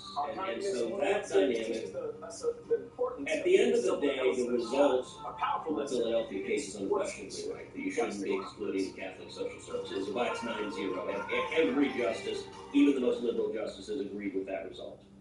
But this potential divide among the more conservative justices could be powerful foreshadowing. I wonder why she's not called at this hour so far. Good. I'm gonna keep that door open. Got to be on the same side. I can see her coming down here. If there is really a divide, if we see Kavanaugh I can see when I'm sitting right here. I can see. Barrett siding with Roberts more, then suddenly, on an abortion case, it's not clear where there are 5 votes on the court. And so it puts real uncertainty to where the court's majority is going to go next year and in the years to come. I just have to know, before we get to the Obamacare case, I just have to get this off my chest, Senator. Are we ever going to have a reliably conservative court? Because I know Republicans have put their blood, sweat, and tears into electing people to the presidency, into getting through the judges on the nomination, and yet, to invoke the title of your book, we always seem to be one vote away on really crucial cases. Well, and you're right, and there's a reason for that. I mentioned the last chapter of my book where I go through the history of Supreme Court nominations, and there is a pattern. If you look They said you have no authority. You're not the president. The president said. People like Scalia, people like Thomas, people like my former boss, William Rehnquist, people like Alito. They all have a pattern. They have all had The reason I'm not watching his videos right now is I don't have time to sit there and watch him right now talk because I'm waiting on her to get down here. Conservative positions and they've been excoriated. They face withering criticism and abuse and they haven't been. And that's the pattern that has produced justices who have the spinal fortitude to withstand the pressure on the court. On the other hand, when you have justices that don't have paper, that have been run the airwaves yourself. The music library filled with millions of free songs. Download the app for free. almost without fail they turn into I'm Don Davis, president of Magnus Informatics. George Herbert Bush, when he was president, he had in one room David Souter. He had in another room a judge named Edith Jones. Edith Jones was the strongest conservative of her generation. She was the Fifth Circuit. She was rock ribbed. Souter was someone who never expressed an opinion. Elon Musk is calling out bias in the media as the Sunday shows on ABC, NBC, CBS, and CNN devote a total of only 7 seconds to the unprecedented information drop that exposed exactly how Twitter censored the Hunter Biden laptop story. I think those people should be looking in the mirror and wondering why they were deceptive, why did they deceive the American public, and instead of trying to redirect blame to Matthew, they should be accepting some responsibility themselves for not being truthful to the American public. Author of Conan joins us now. So, Joe, we were just talking. I don't even know how you only do 7 seconds on TV. You couldn't even do that in a reader, in between all of this. I feel like we're back in October of 2020 now that everybody's ignoring this. What is going on? Why won't this should be right out of the open of every show? I just timed it, Ashley. Your intro of me alone just took 27 seconds, right? So, yeah, 7's hard to do. Look, exactly. Look, if we truly care about preserving democracy and demand total transparency, not just from traditional media, but from social media, anyone and everyone of all ideological stripes, of all news organizations should want this information out there as far as what happened behind this Hunter Biden story and why it was censored like we're in Pyongyang. And the best part of all this is that these folks who call themselves reporters and journalists hold the old Twitter before Elon Musk as a shining example of truth and a deterrent against misinformation. Like the way the Hunter Biden laptop story was censored, or if you said COVID may have come from a lab in Wuhan that studies coronaviruses, if you shared that information, you were considered a conspiracy theorist and your account was locked. So now Elon Musk puts all that information out there. He does it through a real journalist, and Matt Taibbi, and we see all these folks saying, oh boy, there's no there, there's nothing. This is by far one of the most egregious examples of an industry doing something that was completely and totally wrong and unethical that we've ever seen, regardless of industry, and yet we see many folks out there either ignoring the story, as you just pointed out, or dismissing it as not being any there, and there's certainly a lot of there. We're going to get to investigations once the GOP takes over Congress on January 3rd. You're right, too, Joe. They're just going after Elon Musk. He's public enemy number 1, and Musk is pushing back, expressing his thoughts, saying that the New York Times has become, for all intents and purposes, an unregistered lobbying firm for far-left politicians. Why are they going after him, Joe? Well, because he's a threat. He's a threat to their existence, right? The New York Times has endorsed the Republican presidential candidate, Chris, since 1956. So when he says that the New York Times works for the Democratic Party, when you endorse, for example, like Walter Mondale over Ronald Reagan, you may be a little bit biased, right? If you look at their editorial pages and their news coverage over the weekend, there was no mention whatsoever of the Elon Musk email dumps that happened on Friday. Why is that? Then again, they did have a story on how Saturday Night Live went after Herschel Walker in a skit. So that was more important than apparently Elon Musk covering this stuff. It's a joke, Griff. It's a joke. Joe, this is going to come in waves. Musk is going to release these Twitter files in waves so the information doesn't get buried. So are we just going to see that Fox News is the only place that we're going to get that information? It appears so. Unfortunately. Again, like you said, I mean, how do you not even, when a typical evening newscast, as you know, Ashley, it goes on what, 22 minutes, right? When you take out the commercials, it's 30 minutes, it's 22. And you can't even find one segment. You can't even find 45 seconds to say, this is the information that was released, and here's why it's important. Of course not, because all of these news organizations that didn't cover this are all responsible for not covering it when it mattered in October of 2020 before that presidential election, when it could have helped decide an election. Will they come along, though, Joe? Will they eventually come around? Because it took CBS 2 years to confirm the Hunter Biden laptop. They now joined a few others in the mainstream media to say it's legit. So what about the suppression of the story? That's the thing, right? CBS, for example, 769 days, 2 elections later, they come out and finally cover the story. So the first big test to answer your question, will they come along, was this email dump by Elon Musk.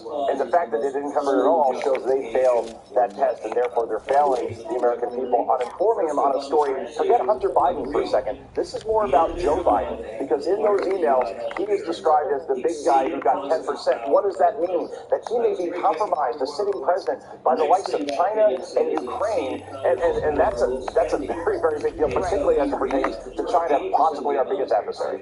You're right. Okay, Joe Concha, thanks so much.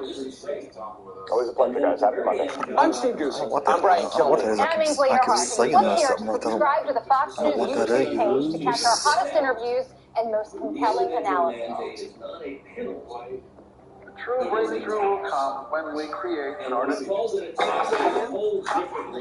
1 million Fragrance for Men by Paco Rabanne. Thank you, Mr. Chairman, and thank you all for being with us. And I think the chairman's right when he says there's no place. We begin tonight with something very unique to this great country of ours. I think the greatest country God gave man, and that is the United States of America. And it's called freedom of speech. In China, Iran, many countries around the world, you can be killed or tortured if you express yourself honestly. Even democracies in Europe and Canada, they impose fines and jail time to those who voice or dare to voice opposition or opinions to their government, anything deemed offensive or unpopular. Now, leftists across the globe, they hate free I've been speech. playing him at the most of the time in this game, I think, now, really. Their own feelings are more important than your freedom, and sadly, the same is true of most Democrats right here in the U.S. But thankfully, because of our great Constitution, their authority is limited. Still, as the self-anointed gatekeepers of information, they have worked tirelessly. I'm still trying to use my other characters in the game anyway. I still use Daniel, because I try and keep them on the same levels of my other characters anyway. But they're all still on the same level, just trying to keep going back to them once in a while. I keep going back to the clock tower. San Francisco were cracking down on tweets that hurt their precious little feelings and went against their precious political beliefs. Now, of course, we all remember the very true New York Post Hunter Biden laptop story that Twitter censored in the weeks prior to the 2020 presidential election. Even the conservative satirical website, the Babylon was banned from the platform. I think she's waiting there till 10 o'clock. I was thinking what she's waiting on. Also, they're largely humorless and they get offended quite easily. Tonight's Twitter war on it's 9 o'clock now already. She's probably waiting near 10 o'clock to get down there. So, there's more time to do this. Inspired the moderators who vowed to turn the platform into a town square where people on all sides of the political spectrum can actually utter and share and express their opinions. And I guess she's still coming today. I think she's still coming. I don't care if she's not real already. And it's interfered in elections. So I'm keeping that door open, make sure when she's coming down here, because she don't even call that phone on that door in case she don't call. Needless to say, Democrats are seething with rage. How dare we cancel culture? Take a look. Republicans say that Democrats are picking on Elon Musk. What's your reaction to that? Elon Musk is doing. Do you think that have a right to freedom of speech, even if what they're saying is wrong or offensive? How can that one It's about this besides her doing whatever she's doing over with our real and one human being is not be able to go into a dark room by himself and decide, oh, that's their term, that's personal. That's not how it's works. Oh, a group of mine was Elizabeth Warren had no problem when the site was unilaterally blocking the Republicans, censoring what was likely an election-changing story about the Biden family syndicate. And by the way, I'm not exactly sure that a person that faked the race for decades and pretended to be a Native American for financial gain should really be lecturing anybody about the integrity of content moderation. But it's not only Elizabeth Warren. Even the White House is pledging to keep a close eye on Elon Musk and Twitter and monitor their activities. A close eye. What does that mean? Really? Is that a threat? Either way, apparently it is news to the White House press secretary who was incapable, unable, unwilling to answer basic questions from our very own Peter Doocy. Take a look. When are you guys going to delete the White House Twitter account? Why would you do that? Well, you're saying that you're keeping an eye on Twitter because it might not be a suitable platform. So why do you think I don't have anything to share on any policy or any changes that we will be making. We have multiple platforms, as you know, that we utilize to communicate with the American people.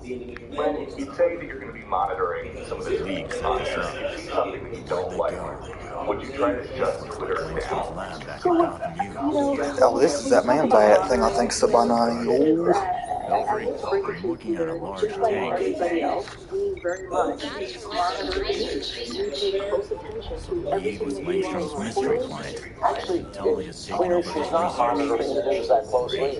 Liberals have been loudly I think complaining I about finally got Elon back Musk where for I weeks, used to be at. Finally and again, fine, ironically have been blood. complaining about him on Twitter. I had to start the The whole damn course of game back complaints all is so deafening over. that many Democrats, they're now calling for Apple and Google to remove Twitter from their Yeah, app that's what that store, looks like right even now. though But this Apple is the man CEO Tim bat Cook area reiterated going on with this apparently earlier today part. that that's not going to happen with Apple, likely afraid that Musk will produce an alternative phone company. Now, the petulant little tyrants in Western Europe, they're also threatening to block Twitter if Elon Musk refuses to agree to their censorship demands. So, is freedom really that scary to the left? Think about this. Nobody forces you to go on Twitter. Nobody forces you to read Twitter. Nobody forces you to have an account on Twitter. Nobody can force you to do anything with Twitter, ever. And that brings us back to the Hunter Biden laptop story, the one that was censored in the weeks before the 2020 presidential election. Now, Twitter's ex-safety chief claims that their suppression of that New York Post article was a mistake. Why didn't you say it at the time? Of course it wasn't a mistake, was it? Now, Twitter didn't know if the report was true or fake, and they didn't care. They, like other big social media giants, they wanted Trump to lose the election. They wanted Biden to win. So they censored the story, and the rest is now history. Mission accomplished. The left doesn't care about the truth. They only care about the narrative and their power. Sunlight was always the best disinfectant, and that is precisely why they're so angry at Elon Musk. How dare he say it's going to be a free and open forum? Anyway, the White House can go ahead and keep their close eye on Elon Musk, but it won't matter because he is about to expose those Democrats for the left-wing, freedom-hating tyrants that they really are. Hey, I've never seen such an amazing product. It's just like magic. This is a multi-purpose phone cleaner. Doing some kind of sonic tests in Arthur's tower. Grabbing the data now. Fine. This raises questions. Damn it. Blew the breaker. Well, that's right. On it. Looks like there's a breaker box terminal to max security wing anyways. Less special case for these cases we've been discussing, but there still is a significant case. Just spray it. For more on China's surveillance of protesters, let's welcome Fox News contributor Bill McGurn. Bill, welcome, and always great to see you. I think the man bat is actually in that right there. I think says where he's at. He's gonna supposed to break out of that. But people are standing up and they're trying to protest. We're seeing some support, for example, from Canada, some weak support here from the United States. Many are saying that we could be